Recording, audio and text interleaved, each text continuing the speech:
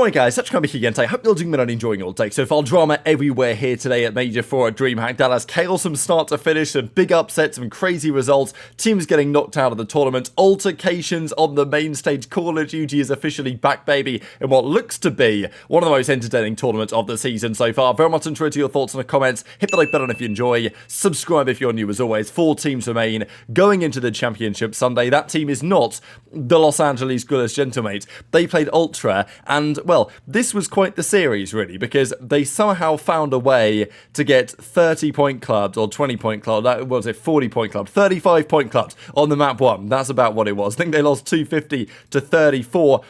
I was mind blown on this one because I picked them to win this series on the pick'ems because I thought, you know what, someone's gonna do it, I might as well. And I honestly don't think it was a bad pick. Looking back at the series, like, it could have easily gone 5. But, like, I don't understand what happened game 1 for them to get 40-point clubs. This was abysmal as well. So Rocker were literally, or Ultra here, were literally down 100 points. They were down 146 to, like, 240. They brought it back slowly. And then this moment's here, they've got the rotation, kind of. But this is a huge gunfight here between Insight and Johnny. Johnny chowls out. He's having a great map, but he chowls out, dies. Insight goes in there. And yeah, the rest is history. They bomb out of the tournament. An absolute shambles. I mean, that game 1, like, the funny thing was that on the Skyline, they chowed Ultra on it. Ultra are good at Skyline. But somehow they actually had some kills despite getting 34 points. Whatever. It was a disaster class. They did win the control. They won the search. They lost the control. They lost the game 4. Toronto continuing the tournament. We'll see those boys at EWC. But this was the next big drama of the day, and it came between LA Thieves and Heretic. So these guys squared up, not just in the server today. The big drama going into this series really was that recently there's been lots of talk about Heretics as a team. You know, how good actually are they? Envoy gave his take, of course, on some of the talent down there in challenges. He also recently said, as we well remember, if I played like SupeR does, I'd have a 1.6. He's baiting the whole damn team. So, you know, classic comment around playing for kills in the CDL. Here is SupeR sitting rather far back from the monitor. Like, so far back, I honestly can't believe it. But he was absolutely frying it, right? And during the series, things got real spicy, real interesting indeed. So Heretics took the game 1. They demolished them on the Hacienda. In the end, it was about 250 to 150. Thieves then bounced back. They won the search. The control was pretty close, but, you know, it's Thieves in control. They're going to win it, right? That's typically how it is. But then we got to this game 4, and this game 4 was remarkable, right? I mean, here the boys were on the watch party just enjoying this one, because Thieves made a big comeback. They brought it back all the way. Scrappy went on a crazy streak to even get them into this position, to such a degree that he had quite a few streaks on the right-hand side of his screen. Not just the Hellstorm that he was trying to call in, but he also had secured a gunship. Now, this, before we even get to the drama on the map 5, caused a lot of drama, right? Because here was Scrappy with about 15 seconds to go. Thieves had done everything here. They had the perfect break opportunity because number 3, as it was at the time, I think it was Rancor, was sitting all the way at the back of the map holding the spawns and holding down the left lane. But if their Hellstorm missile comes in, Rancor's toast. And that break is, you know, I would say 75-80% likely that Thieves go on to win the map in this scenario. So the drama is kind of twofold here, right? One argument is, in ranks, you don't have to select 3 streaks. For some reason, in this competitive build the players are running, you do. And that's how it currently is. And therefore, Scrappy secures the gunship, and it was there on his character. Now, like, did he make an error selecting it? Yeah, but nonetheless, he calls it in by accident and is stuck for, I don't know what happened here, but he was stuck for a very long time in the load-in phase, couldn't cancel the thing, and eventually realised that it was going to be too little too late. I looked at his arrow, I was thinking, damn, you know, he stopped moving, so I thought, okay, he's calling in the Hellstorm, and then number 3, Rancor, also didn't move, and I thought, well, I thought Rancor was going to react to the Hellstorm coming in, right? Like, he'd probably see it and think, damn, I need to get out of here or something, but he didn't move. I was like, what's happening here? And of course, what was actually happening was that Scrappy was stuck inside of his gunship, and by the time he finally gets out of it, it's too little, too late, the game is over. So, you know, Scrap was fuming at this. Obviously, there's a few factors in play. If the game was designed in a better way, they wouldn't have to select 3, and therefore this wouldn't be a fundamental issue. Look, it wasn't, to my understanding, like a glitch precisely that cost them the series. but it is a really big deal. Like, for the context of this whole tournament, it's a massive deal this happened, because if Scrap calls that in properly, they probably win that game. Not to say they would for sure, but they probably win that game, Thieves. But they didn't, and then they went on to lose the Game 5. Even Looney said that back in World War II, which again was CWL Dallas, at this event hall all those years ago, he called in a UAV accidentally and it cost him the map. So, yeah, it makes no sense how streaks aren't banned in the rule set, he says. Kenny's like, damn, hate that, because he went on to win the tournament with Team Heretics, or Team, not Heretics, Team Caliber, as we know. Team Heretics, though, was still in action. Game 5 gets underway. Heretics get the win. It was a banger Game 5. It honestly looked like it was going to go the distance, but no, Heretics take it. Actually really impressive from SupeR, I thought, individually, because we know one of the big talking points out of Heretics was SupeR's unbelievable in search and destroy online. Can they replicate that to LAN? Bit of a different story. And in the first search they played, where Thieves slammed him, SupeR was nowhere, right? So it was a big talking point. But HyDra really is his bread and butter. They win the map, and this is then what unfolds. So first of all, Rencourt is storming over to the other side of the stage to hit the fist bumps. Now, SupeR, here he goes, throwing up the birds. No surprises here, right? The trash talk was coming out. I thought this was probably directed the way of Envoy, because Envoy before the tournament had talked some trash. So, you know, they're going to play them. Of course, there's going to be some trash talk that happens here. They go over there to fist bump. Now, the big drama is as follows. So, this is Scrappy, and he's ready to fist bump, right? He's got the fist out, ready to fist bump. And, but as we see on the left-hand side of the screen, as he comes onto the screen here, SupeR, we see that he's got the double birds up, right? So, Scrappy sees the double birds. Presumably the entire way SupeR's been walking over here, he's had the double birds up. Obviously, COD's pretty funny, isn't it? Because you're fist bumping, you're meant to be showing respect to the opponent, but a lot of the time, while you're fist bumping, there's all sorts of other stuff going on. There's trash talk happening, there's certain words exchanged. So, Scrap has his fist out, ready to, you know, say, okay, GG's, whatever, we'll get you next time. SupeR comes over with the middle fingers up, and look, fair enough, there's adrenaline rolling. This is a massive victory for Heretics, guaranteeing themselves top 3 in the tournament again. You know, you can understand why emotions are flying high. But anyway, he walks over here, and Scrap then decides, given that he's throwing the birds up at him, that he's then going to throw the bird up back. So you can see Scrappy, you know, puts his middle finger up. And then SupeR, coming in at a rate of knots, not only, like, if SupeR was just walking at pace and then held his arm out to bump Scrappy's fist, you know, that'd be a pretty big deal.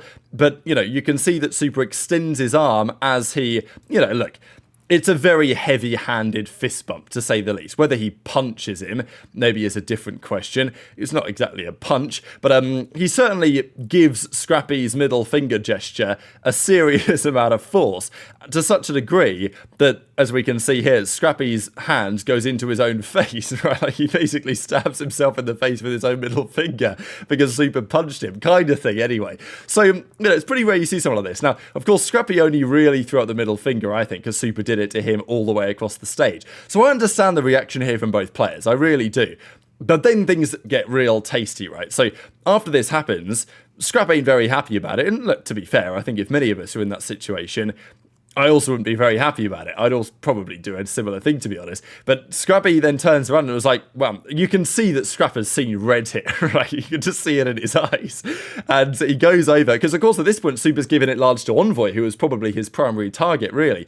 Then Scrap goes over, grabs him by the shirt collar, and then basically just grabs him in, puts his finger in his face, probably realizes, okay, maybe I shouldn't grab this guy. Then puts his finger right up in his face. SupeR's then like heavy challing him. Rael comes in to kind of diffuse the situation a little bit. Envoy's given it large as well. He's throwing a couple of fingers back the other way too. SupeR continues to talk all kinds of trash. Shane then says, look, Scrap, get out of here. Then they kind of get broken apart. But even after this, there was still, you know, some words being exchanged. You know, I think Rael did a pretty good job there handling a couple of things. But yeah, this is as spicy as it gets, you know. In COD, this is as spicy as it gets. You don't see this often. I know people were saying, damn, you know, Scrap would never do this to Drazah, right? I mean, I'm hoping he does, but, like, you know, Scrap would never do this to Drazah. Grabs him by the, you know, grabs him by the scruff of his neck, as it were. And then SupeR's squaring up and challenging him effectively. But yeah, look at some of these images, man. This is what Call of Duty is all about. This is what we're here for. Scrap and SupeR getting into it. You know, SupeR challenging him straight up 1v1. Look, SupeR, fair play to him. He stood on business, kind of. He then backtracked a little bit. But he mostly stood on business here. you know, was given at large to both of these guys.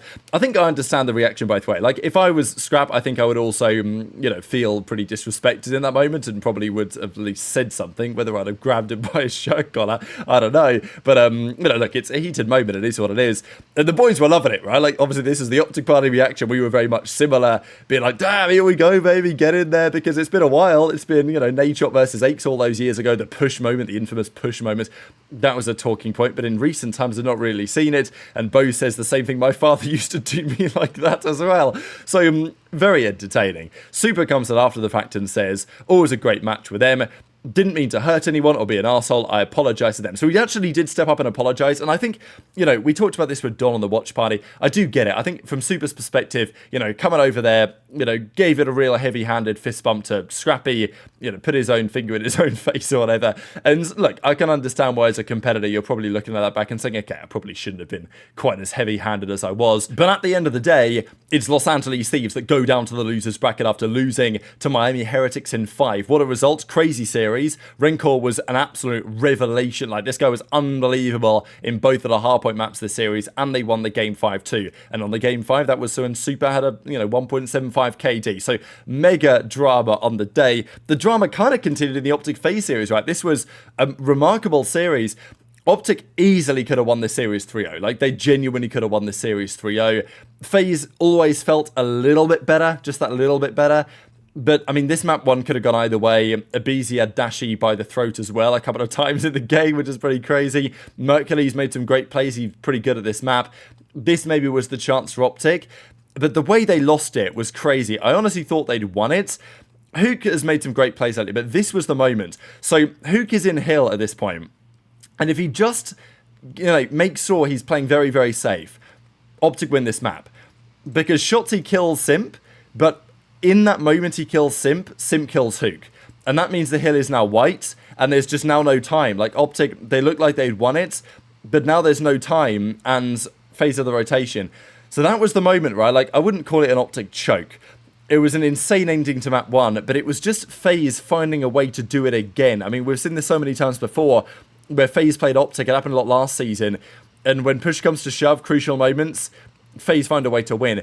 The game 2 was the search and destroy. It went round 11 and OpTic won, or OpTic lost. They won 2 rounds to get to round 11. They lost the round 11. aBeZy had a 2-piece nade to open up the round. So, you know, again, OpTic just finding crazy ways to lose. To be fair to them, they won the control, but then it was an absolute Simp masterclass takeover on the red cards. Kind of surprised OpTic allowed this map to be played because FaZe is so good at it. And Dashy had a generational stinker. But, you know, it happens sometimes on maps. Drazah, you know, he was in the blender. Drazah goes 17-3 then in his last 20 against OpTic. So, crazy stuff, as Drazah says. Just a mismatch. Shout out my teammates, they're insane. Even Simp says it. I'd chow that too. He had a crazy map 4. And OpTic dropped down to the losers bracket. Would have been a really big series to win. It would have guaranteed themselves to not play Thieves or FaZe at the first round of the World Championship. But, yeah, FaZe guarantee themselves top 3. They will play Miami tomorrow. And both of the final 2 series, absolute bangers in their own right. I think today, the matches were just so good. Like, a lot of these series, in a normal video, in a normal day of matches, I'd be spending a lot of time on. But, like, just so much happens that, and every series was kind of a banger, that it doesn't really work like that today. Anyway, Toronto played Thieves. It was expected that Thieves would get the job done, but to be fair, it was interesting. We know that this Ultra team has been a bit of a kryptonite to Los Angeles Thieves so far this season. We know that the tweet that aBeZy did from Toronto to say that, like, that team will not be as good as ours next year, even though we sold them our best players. To be honest, so far this year, Toronto have proven to have done an excellent job, but when it mattered, Thieves clutched up and Toronto bow out top 6 in the tournament in the end. They actually did win a Vault Control, which is really impressive because beating Thieves on that map is not something easy to do at all. It's one of those maps that you just never really want to chow Thieves on. Maybe you do. Maybe that's where you get them in control right now, because I don't think you get them on Hassi or Protocol, to be honest. Maybe you can get them on Vault. I don't know. We'll see for the rest of the weekend how that looks for Thieves. But, yeah, they won the other maps when it mattered. Map 4 was actually pretty insane. Insight had a really tough going here on the Skyline, which shouldn't really be a massive surprise. It's not a map that should suit him especially well. Ghosty rather likes it, and he had a great map here. But again, you look at the overall numbers and you think, well, you know, look, Beans played perfectly acceptably. In many respects, he was a very good player for their team this series, certainly on the AR side. But yeah, Insight with 67. does raise some big questions on what, or if anything, they might have considered doing in the past, given the situation as we know with Mercules. And speaking of Mercules, here he is. Toronto out of the tournament. Thieves, they make it to Sunday. Not in the way they wanted to. They'd have loved to have beaten Heretics, but they're still going to be top 4 guaranteed regardless, with potentially more to come. And then OpTic had their chance to keep their tournament run alive, and of course, in the process, knock out OpTic Kenny for the World Championship, or former OpTic Kenny as he was earlier this season. Again, bit of a banger series. Game 1 though, again, this is Mercules' playground. This rewind, he's so good at this map, it's a joke. I know they got gun there, but like in general, he's very, really good at it. I think Nero played some stellar COD this tournament. He really did. He was right up there. But Mercules kind of took over everything, right? They won the game 1, they won the game 2, and then kind of out of nowhere, again, another Vault control went a surprising way. Rocker 3-0'd them on the Vault control without too much difficulty. There were some great maps on the day. This one was right up there. Like, this OpTic versus Rocker map was just, I had no idea what was going to happen from start to finish, really. It was so back and forth. And Shotzzy, despite going 22 in 30 during the course of this map, makes the play when it matters. Here's Nero going for the gunfight win. Shotzzy guns him down. That was enough to get over the line. Kenny can only get 1. You know, Kenny tried his best here to try and help the team get over the line this series, but it didn't happen in the end. Look, the reality is, Rocker making champs, they'd have had to have beaten OpTic, they'd have had to have beaten Thieves, then probably Heretics or FaZe. Like, they had to make finals, right? Winning that, it was just not going to happen for Rocker. They tried. It was honestly valiant, Rocker's attempt here to make the World Championship this weekend.